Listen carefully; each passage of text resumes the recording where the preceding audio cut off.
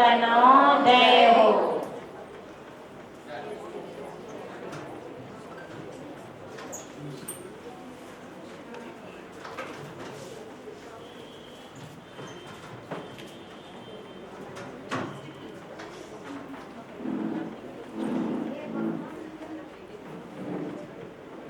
ભગવાન, આ ભૂતગર કર્મે તો મને પરેશાન કરી દીધો છે. ચાર ગતિમાં રખડાવીને મને દુખી કરી નાખ્યો છે. મારું નામ કેમ લીધું? મેં તારું શું બગાડ્યું છે? હું છું ભૂતગર કર્મ. હું મારું કામ કરું, તું તારું કામ કર. તું મારા પ્રત્યે મોહ કરીને પોતે જ પોતાની ભૂલથી ચાર ગતિમાં રખડે છે અને નામ મારું લે છે. હું કાંઈ તને નથી કહેતો કે જીવ મારા ઉપર મોહ કર. અરે પણ તું આવે છે ત્યારે મને તારા પર મોહ થાય છે ને. તું મને છોડ દે તો મને કાંઈ તારા પર રાગ દ્વેષ કરવાનો શોખ ના થાય. અરે આ તો જોર કોટવાલે દંડે એવી વાત થઈ. એ પૂર્વમાં જે નામદેશ કર્યા હતા ત્યારે હું તારી નજીક આવ્યો હતો અને જેટલી તીવ્રતાથી તે નામદેશ કર્યા હતા તેટલા સમય માટે હું તારી સાથે હતો. પણ હવે ફળ દેવાનો સમય આવ્યો ત્યારે તું મને કહે છે કે તું ન આવ. પણ આ તો તારી ભૂલનું પરિણામ છે. મારું તો આ કામ છે એટલે મારે તો ફળ આપવું જ પડે. એટલે તને લાગે છે કે કર્મ ઉદયમાં આવ્યો અને તે બીજા નવા ભાવો કર્યા. પણ જો તારા ઘરે કોઈ મહેમાન આવ્યું હોય અને તું તારા નાના છોકરા સાથે રમવા માટે મહેમાન સામે ન જોવે તો મહેમાન ભાગી જાય કે નહીં? એવી જ રીતે હું મારું ફળ દેવાનું કામ કરું ત્યારે તું જ્ઞાતાગ્રસ્ત ન રહે તો હું ભાગી જવાનું વિચારીશ. બસ કર કર્મ. એક તો તારે મને છોડવો નથી અને આ આશ્રમને પણ મારી આગળ પાછળ ભમાવ્યા કરે છે. એ આશ્રમ, તું મારી આગળ પાછળ કેમ ફરે છે? જો કોઈના ઘરે લગ્ન હોય અને ભાવભીનું આમંત્રણ મળે તો આપણે કાંઈ ઘરે થોડા બેસી રહીએ, જવું તો પડે જ ને. એટલે તું કહેવા શું માંગે છે? જો સાંભળ, જ્યારે તે પૂર્વે કરેલા ભાવ કર્મના નિમિત્તે બંધાયેલા દ્રવ્ય કર્મનો ઉદય આવ્યો ત્યારે તારો સ્વભાવ જે જ્ઞાતાદ્રષ્ટાપણે રહેવાનો છે તે છોડી આ ભૂતકાળ કર્મો ઉપર મોહ કરી નવા ભાવ કર્મો કર્યા એટલે કે રાગ દ્વેષ કર્યા.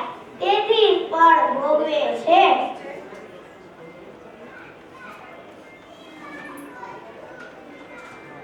હું આ વિકલ્પો કરું એમાં તને શું? એ જ તો વાત છે. વિકલ્પો કરીને તે મને આવવાનું ભાવભીનું આમંત્રણ આપ્યું એટલે તે પણ સહકુટુંબ મિત્ર મંડળ સહિત. એટલે જ હું આટલા બધા ઉત્કળ કર્મોને પણ જથ્થાબંધ સાથે લઈ આવ્યો. તે પણ જો પૂરા માન સહિત અમે બધા આવ્યા છીએ. જેમ કોઈ આપણને ખૂબ જ માનપૂર્વક આમંત્રણ આપે તો આપણે દોડીને જઈએ. તે પણ ઘણા બધા જણ જઈએ અને રોકાઈએ પણ લાગુ. તે જેટલી તીવ્રતાથી ભાવ કર્મો કર્યા તેટલા પ્રમાણમાં, તેટલા જથ્થામાં અને તેટલા લાંબા સમય સુધી ફળ દેવાવાળા કર્મોને પણ હું સાથે લઈ આવ્યો છું. ઓ બાપ રે, તો હવે પાછા જવાનું શું રહે? આપણે કાંઈ થોડામાં માની લઈએ એવા નથી. હજી તો પાછા જવાના બદલે એક બંધ નામની જેલમાં પૂરવાનું મન થાય છે. એ આશ્રમ, મને આને જેલમાં? હા, આશ્રમે બરાબર કહ્યું. હું છું બંધ. તું આટલા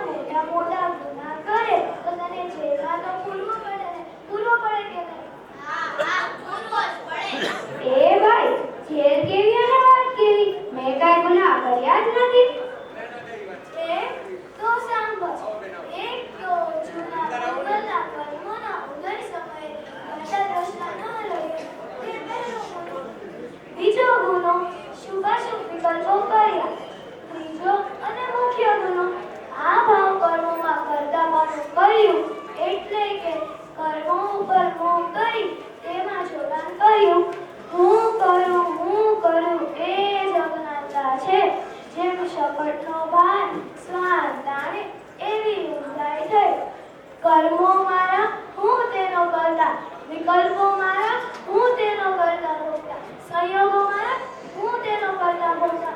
આવી અનાદિથી ઊંઘાઈ થઈ અને પોતે જ પોતાના આત્મા સાથે છેતરપિંડી કરી પોતાને ગંભીર નામના ચારગતિના જેલમાં ન પૂરવો જોઈએ. તું જ બોલ. હા, વાત તો તારી સાચી. અનાદિથી આ ચારગતિની જેલમાંથી ક્યારેય છૂટ્યો નથી. હવે તું મને છોડાવવાના કેટલા પૈસા લઈશ? જો મારે કાંઈ નથી જોઈતું. પૂજ્ય ગુરુદેવશ્રીએ તને સાચી દિશા બતાવી છે કે આત્મા સ્થિરતા કરી આત્માની પ્રાપ્તિ કર. જો તું એવું કરીશ તો હું તને છોડી દઈશ. સારું, જો એ જ રસ્તો હોય તો આ મનુષ્ય ભાવ મળ્યો છે એને એણે ના જવા દો અને આ જ ભવે આત્મા સ્થિરતા કરી સમ્યક દર્શન પ્રાપ્ત કરી જ લઉં. હા હા, પછી તો તને છોડવો જ પડે ને. હું છું શંકર, તું સમ્યક દર્શન પ્રાપ્ત કરી દઈશ એટલે આપણે આવી જઈશું મેદાનમાં. મિથ્યાત્વ અને અનંતાનુબંધીના મોહન્ય કર્મના તો પહેલા જ ભૂક્કા બોલાવી દઈશ અને પછી જેમ જેમ આત્મામાં સ્થિરતા વધતી જશે તેમ તેમ બીજા કર્મોના આવવાના રસ્તા પણ બંધ કરી દઈશ. જ્યારે તું સમ્યક દર્શન પ્રાપ્ત કરીશ પછી સમ્યક ચારિત્ર પ્રાપ્ત કરીશ, મુનિ પણ બનીશ, ઉગ્ર તપ કરીશ, ત્યારે પેલાના સત્તામાં રહેલા કર્મો ખરી જશે. પેલા 4 ઘાતી કર્મનો વારો અને પછી 4 અઘાતી કર્મનો વારો. તું શાપનિતને મોક્ષ ગમશે અનુભવશે અને તેમાં જ નિત્ય વિહાર કર અને વિહર વર્તવતો વિશે. હાજી, હું મોક્ષ તને કેવળ જ્ઞાન થતાં જ ભાવ મોક્ષ થાય અને આયુષ્ય પૂર્ણ થતાં 4 ગતિની જેલમાંથી સંપૂર્ણ મુક્ત થઈ જવાય. એ જોવાનું કામ મારું. અરે વાહ, જેલમાંથી છૂટ્યા પછી તો મજા જ મજા. હા બરાબર, પછી તો અનંત દર્શન, અનંત જ્ઞાન, અનંત સુખો અને વીર્ય પ્રગટશે. તું શરીર આદિ ભગવાન થઈ જઈશ. જન્મ મરણ રોગ શોક આદિ વ્યાધિ બધાથી મુક્ત થઈ જઈશ. અરે વાહ, સંવર, નિર્જરા અને મોક્ષ આ 3 મારી વિરાટના બહેનાઓ મને 4 ગતિની જેલમાંથી મુક્ત કરાવવા આવી છે તો હું શું કામ પાછું પડું? હવે તો વિકલ્પોનું કરતાપણું નહીં, વિકલ્પોનું ભોગતાપણું નહીં. હું જ્ઞાતા દ્રષ્ટા જ રહીશ. હું પરમાત્મા છું એમ નક્કી કરીશ. હું પરમાત્મા છું એમ નિર્ણય કરીશ. હું પરમાત્મા છું એમ અનુભવ કરીશ અને અનેક ધર્માત્માઓની જેમ આજ ભવે સમ્યક દર્શન પ્રાપ્ત કરીએ છૂટકો.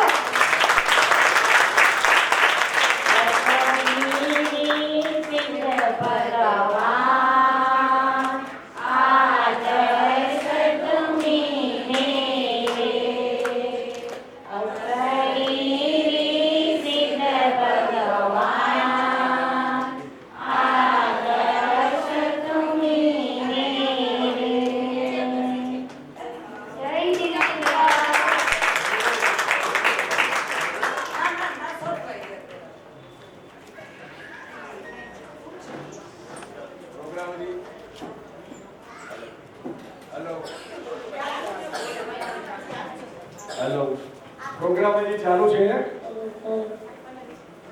15-20 મિનિટનો પ્રોગ્રામ બાકી છે એટલે બધા બેસી લો. ખાસ હું એક જાહેરાત કરવા માંગુ છું. અશોકભાઈ આવો. ભાદર પરિવાર તરફથી આ તમામ પાર્ટિસિપેટ બાળકોને ₹11,000નું પ્રોત્સાહન ઇનામ જાહેર થાય છે અને આ તમામ બાળકો માટે એક ખૂબ સુંદર વાત અશોકભાઈ કરવા માંગે છે. ખાસ બાળકો સાંભળે પણ એનાથી વધારે બાળકોના માતા પિતા સાંભળે કારણ કે એમનું આ કર્તવ્ય થશે તો બાળકોને ખ્યાલ આવશે. ખૂબ આનંદ છે અમને. પહેલાં તો જે બાળકોને તૈયાર કરાવનાર તૈયારીઓ કરતો જે કંઈ સમાજ બોલાવ્યા છે અને બાળકો જે બોલી શીખ્યા છે એ ખરેખર મને ખ્યાલ છે કે સુધી આમાંથી 50% ઉપર તો બોલી પણ નહીં શકે. ભલે અભ્યાસ કરતા હોય પણ સ્ટેજ ઉપર બોલવું નિડરતાથી અને આટલું ચોખ્ખું બોલવું એ ખરેખર બાળકો ધન્યવાદને પાત્ર છે. સૌથી વિશેષ આની જે તૈયારી કરાવી છે એ બહેનો જરાક ઊભા થાય એને પણ વધારે લેજો. આ ખૂબ મહેનતનું કામ છે. જે લોકોએ તૈયાર કરાવ્યું છે પ્લીઝ મારે જોવું છે એટલા માટે કોણ છે બહેનો બધા. ખૂબ આનંદની વાત છે. બધા તારીખો વધારે ખૂબ મહેનતનું કામ છે. બીજી વાત એ છે કે અહીંયા પાઠશાળા ચાલે છે.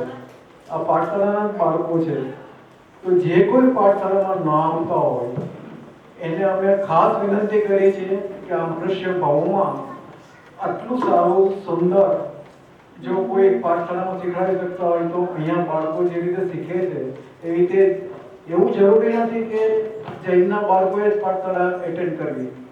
આજુબાજુમાં એની બહેનપણી હોય નાના હોય એ લોકોને પણ લઈ આવો. અહીંયા બધી જ સગવડતા કરી આપશે. કદાચ મને ખ્યાલ નથી પણ એ લોકોની ઘરે રિક્ષા મોકલીને પણ જો અહીંયા લઈ આવવાના હશે તો એ બધી સગવડતા અહીંયા થઈ જશે. પણ બાળકોને પાઠશાળામાં મોકલો તો આ જે તૈયાર થાય છે ને એ ખરેખર તો તમારી બાજુમાં જે વઢવાણ છે માતાજીનું જીવન જુઓ તો તમને ખ્યાલ આવે. માતાજીના જીવનમાં એટલી બધી નાનપણથી તેની વૈરાગ્યની જે વાતો હતી તો આમાં કોઈ એવું જરૂરી નથી કે આપણે નાના હોય તો આવું ન થઈ શકે.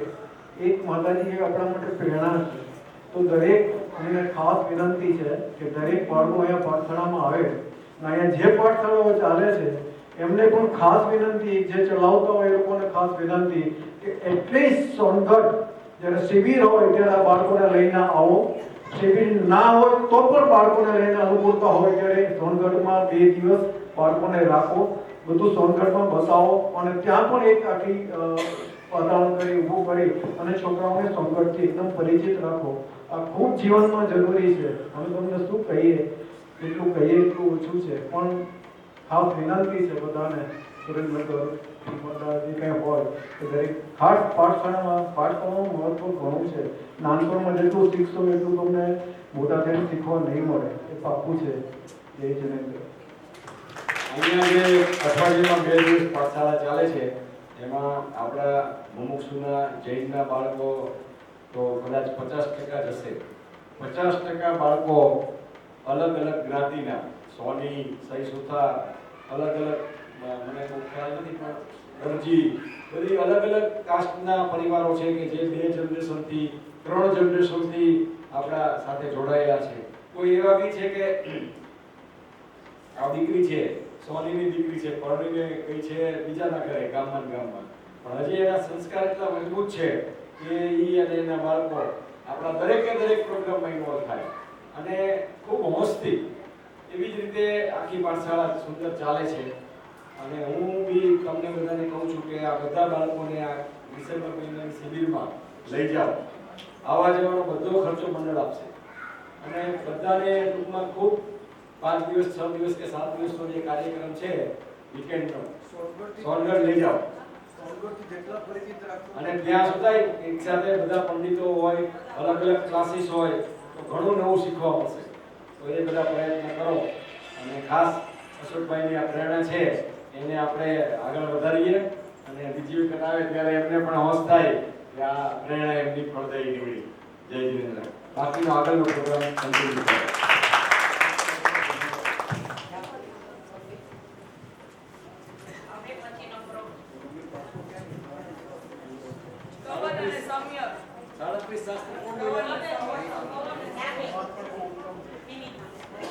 हाँ बेटा कितना में बोनस कितना में जो भी बोनस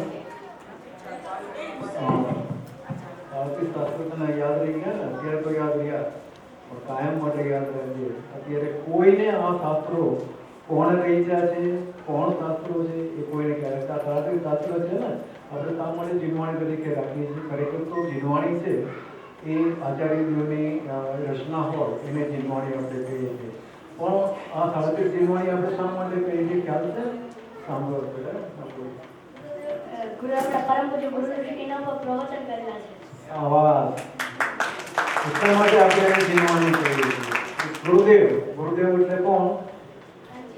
કાંચી સ્વામી તો ખરા, પણ અત્યારે જે ભાવિ તીર્થંકર આપણે કહીએ છીએ ને, ભાવિ તીર્થંકર નહીં માનો, વર્તમાનમાં એ તીર્થંકર હતા. એને જ્યારે પ્રવચન કર્યા હોય તો એથી વિશેષ જીવવાણીમાં બીજું શું આવી શકે? એટલા માટે આ 33 પ્રવચન કર્યા છે, એને આપણે જીવવાણી તરીકે સ્થાપન કરી એને આપણે પૂજીએ છીએ. હા, આ 33 કાયમ માટે સવારે ઉઠો ને ત્યારે 33 નામ બોલવાના.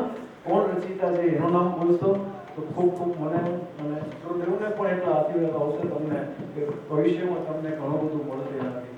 હા, પાક્કું સવારે શું કરશો? હા, પેલા નૌકર મંત્ર બોલવાનો, પછી આ 33 શાસ્ત્રનું નામ અને રચિતા. પાક્કું?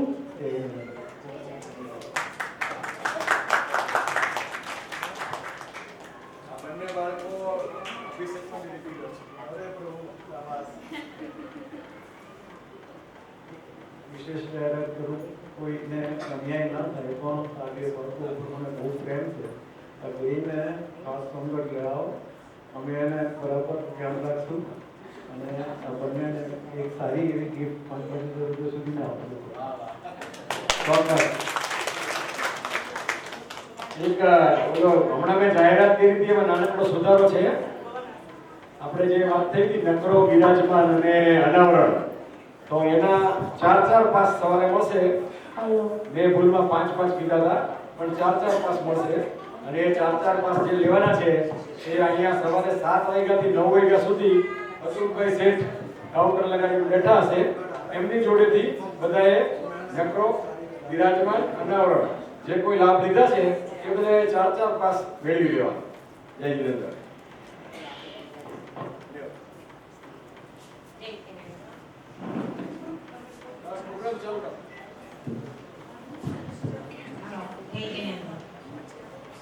હવે પછીના અંતિમ પ્રોગ્રામ તરફ જઈએ. આજની અમારી બહેનોનો ચર્ચાનો સ્વાધ્યાયનો વિષય પૂજ્ય કોટેશ્વરીના મુખ કમળથી પ્રવચન રૂપે પ્રવાહિત થઈ 37 દિનવાણીમાંનો નાનો છતાં ખૂબ જ મહત્વનો વિષય ઉપાદાન નિમિત્ત શ્રી વિતરાગ સર્વગ્ર પરમાત્મા દ્વારા બતાવવામાં આવી સનાતન જૈન દર્શનના પ્રાણ સમાન મહત્વના સિદ્ધાંતોમાંનો એક અતિ મહત્વ તથા જૈન તથા જૈનેતરોમાં પણ વિષય એટલે કે ઉપાદાન નિમિત્તનો સંબંધ તે છે. તે વિશે સામાન્ય સમાજમાં ઘણી ભૂલો તથા ઊંધી માન્યતાઓ જોવામાં આવી છે. જૈન ધર્મની એબીસીડીથી પણ અજાણ હોય તેવા લોકો પણ કાંઈક નિમિત્ત હશે નહીં, નિમિત્ત કંઈક થતું હશે પણ નિમિત્ત કરવું નહીં, નિમિત્તો લાગુ પડે નહીં, આવી અનેક ભ્રમ ભરેલી વાતો કરતા સાંભળવા મળે છે. તેઓને નિમિત્ત શું તેની કાંઈ ખબર નથી અને છતાં વળી નિમિત્ત જેવું કાંઈક છે તેવી ઓકે થોડી ખબર પણ છે. નિમિત્ત વિશેની સાચી સમજણના અભાવે અજ્ઞાની જીવ નિમિત્તને ઉપાદાન જેટલું મહત્વ આપીને અજાણતા સ્વ અને પરને ગુમરાહ કરવાનું કાર્ય કરી રહ્યા હોય છે. માટે જૂનાગમના આ મહત્વપૂર્ણ વૈચારિક સનાતન સત્ય સિદ્ધાંતને તેના યથાર્થ રૂપમાં જાણવો, સમજવો, સ્વીકારવો ખૂબ જ જરૂરી છે.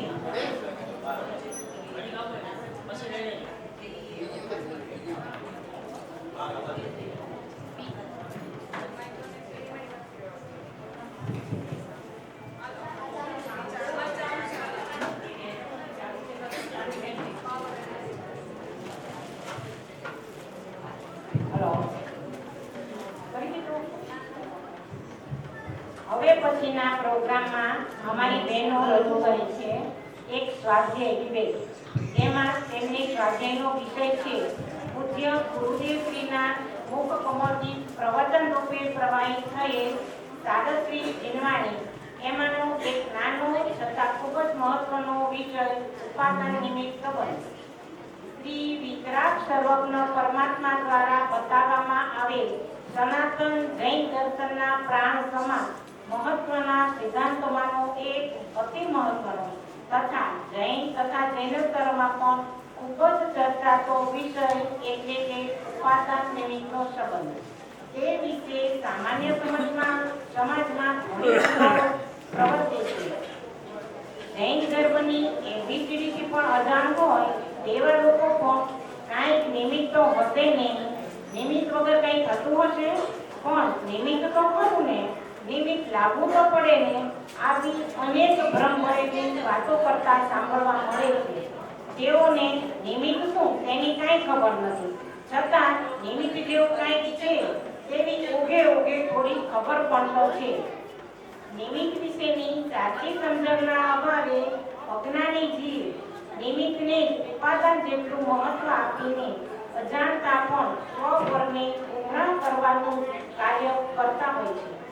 માટે જ તો જીનાગમના આ મહત્વપૂર્ણ ત્રૈકાલિક સનાતન સત્ય સિદ્ધાંતને તેના યથાર્થ રૂપમાં જાણવો, સમજવો, સ્વીકારવો ખૂબ જ જરૂરી છે.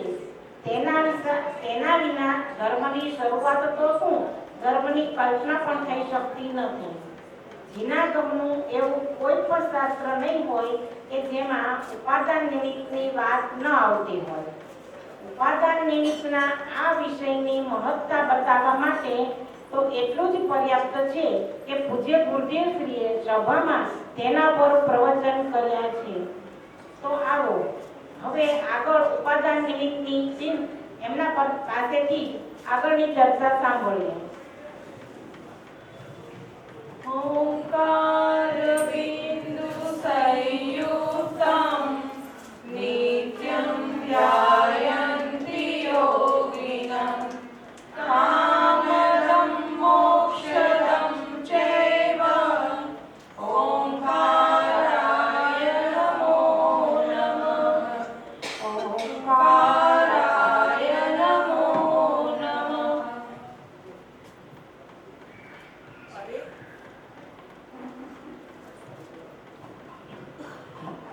અરે મને ઓળખો છો? હું નિમિત્ત. મને તો તમે ઓળખો જ નહીં. આખું જગત મને જાણે છે. જેના વગર કોઈ કાર્ય સંભવ નથી. બસ તે હું નિમિત્ત. સાંભળો સાંભળો સાંભળો હે ભોળા જીવો, ધ્યાનથી મને સાંભળો અને મારી વાત માનો. અનાદિથી આ સંસારમાં જે ખોટી માન્યતાઓ અથવા વાતો ફેલાવવામાં આવી રહી છે ને, તેનાથી છેતરાશો નહીં, ભરમાશો નહીં.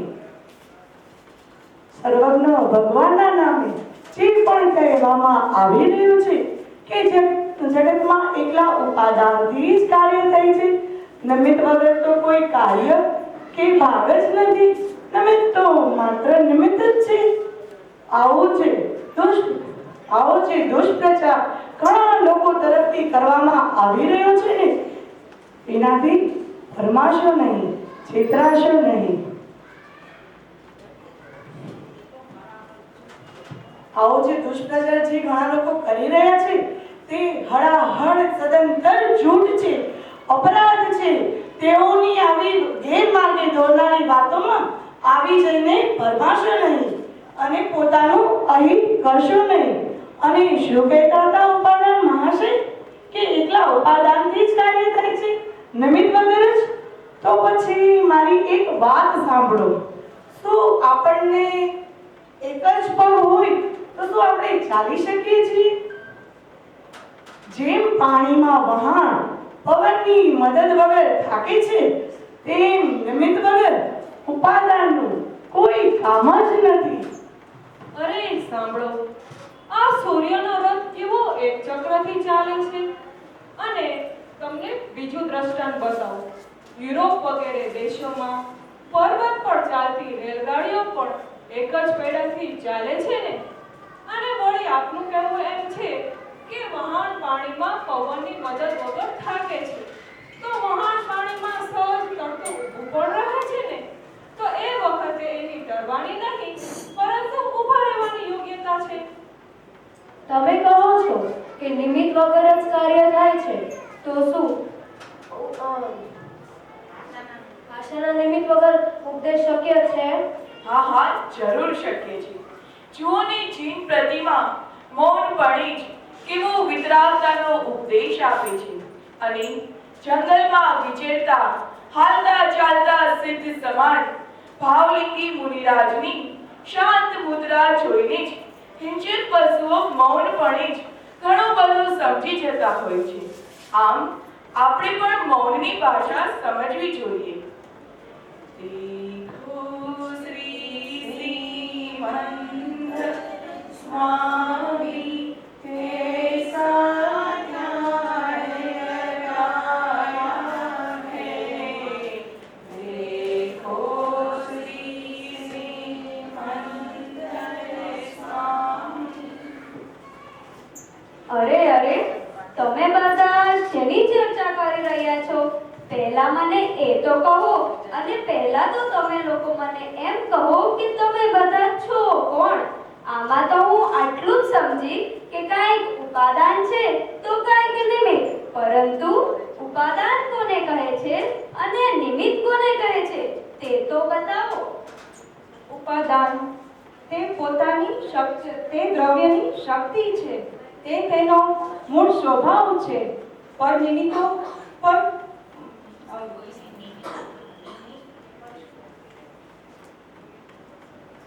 નિમિત્ત પર સંયોગ છે. તે બંનેનો શબ્દ અનાદિનો છે.